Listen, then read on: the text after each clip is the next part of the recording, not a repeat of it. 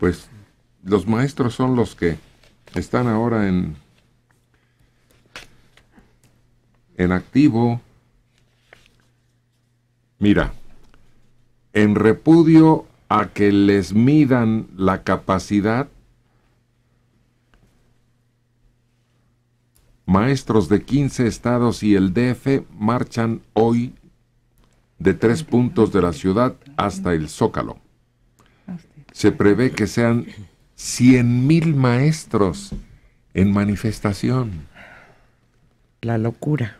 Pues sí, pero que no hay organismos, no hay grupos, no hay una estrategia para desbaratar esto que estrangula, que mata a una ciudad, que pierde horas hombre.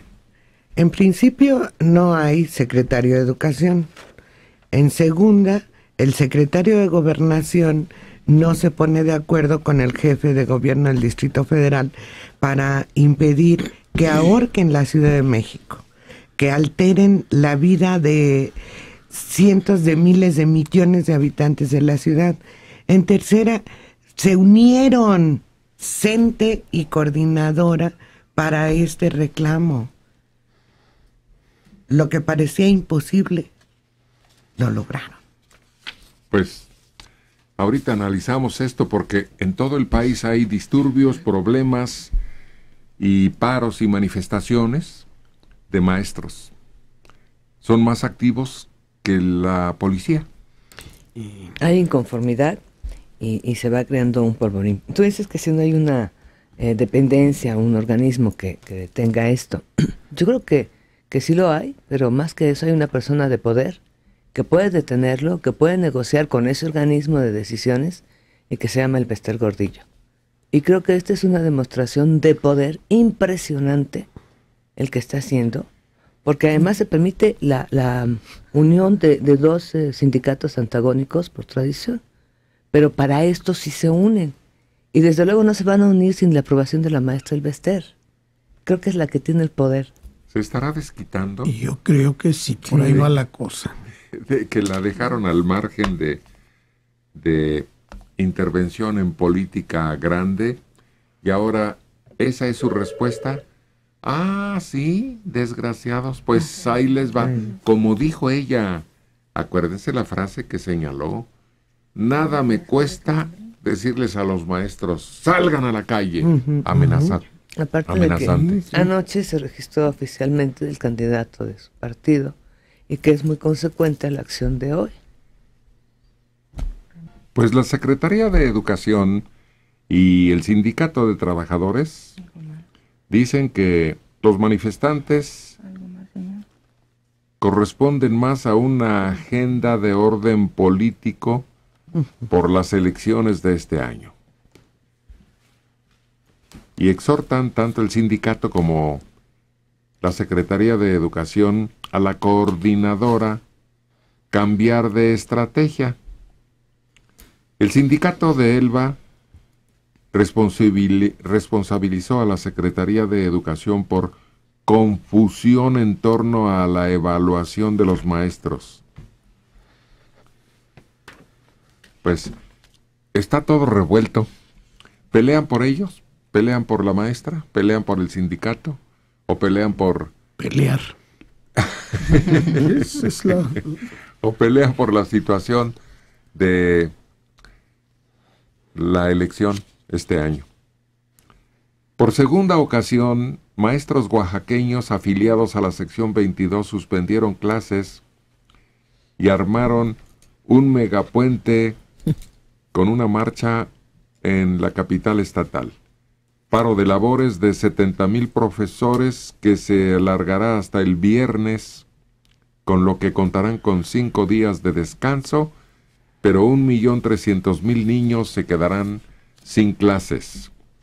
La coordinadora decretó paro laboral de 3 días en Michoacán, así que no habrá clases. Y fuerzas públicas cercaron la Escuela Normal Rural Vasco de Quiroga, donde estudiantes mantienen detenidos 27 autobuses. una comisión de estudiantes de Tiripetío salió rumbo a Morelia para entrevistarse con funcionarios del Estado, pero hay una ex hacienda donde está esa escuela normal rural, donde aún mantienen secuestrada esa cifra de vehículos de transportes de pasajeros y de mercancías de empresas nacionales. A ver, cerca del 30% de los maestros de educación básica podrían ser despedidos por un pobre desempeño en sus escuelas, según la percepción de los propios maestros. Es un estudio que se publicó ayer y expresa que los maestros cuyas retribuciones son modificadas por su persistente bajo rendimiento son casi 40% del total, conforme reportan los educadores. La OSDE advierte que el 25% de los alumnos de nuestro país cuentan con un directivo, el cual informó que la capacidad del plantel para enseñar se ve obstaculizada por falta de maestros calificados en ciencias y matemáticas respectivamente. Ahora están en la mira de todos los maestros. Y cualquier acción que se tome estará justificada por la pérdida de clases y por la pobre educación que están resultando los alumnos en escuelas públicas. Y se está conformando ahí un problema nacional y un conflicto muy grave para los próximos años. Pues se va a tener que enfrentarlos y se va a tener que acabar con su poder. Creo que esa marcha es buena, porque la gente tiene derecho a manifestarse. Ni modo que se haga por radio o televisión. Así no funciona, porque los conductores se burlan como Dora y como Héctor. Los maestros necesitan expresar lo que piensan. Bueno, aquí hay dos factores que chocan violentamente. Uno es el derecho de los maestros a manifestarse o a marchar, pero otro es el derecho de los ciudadanos de este país que tienen a sus hijos en las escuelas. Sí, y que exigen. ¿Cuál es más importante? Los alumnos, los hijos que están asistiendo a una escuela y que se están formando para evitar a futuro estas marchas. Y no nos burlamos. ¿Qué nos ganaríamos con burlarnos? No, señalamos, ponemos el punto en la llaga, el dedo, pues, y pueden expresar sus inquietudes, pero cuando afectan al país entero. No, y la causa de la manifestación es vergonzosa, pues. No quieren ser evaluados en su desempeño. Es lo elemental que debe hacer cualquier empleado de cualquier, sobre todo del sector público. Cumplir un mínimo de requisitos para demostrar que está haciendo bien su trabajo y llevar adelante su tarea de capacitación. Es su obligación y está en su contrato. Y cae de nuestro derecho a circular libremente, porque también ese es un derecho que ellos coartan. Conculcan. No es cierto que Adelita y Héctor se burlen de los maestros. Creo que los maestros actuales no saben lo que eligieron estudiar. Ningún maestro joven podría competir conmigo. Ya no tienen los conocimientos que a mi generación les tocó aprender. Antes sí nos exigían. Además, sí sabíamos lo que queríamos ser de grandes. Con el examen de evaluación para los maestros, no se sabe cómo se enfrentan los maestros a alumnos muy impulsivos.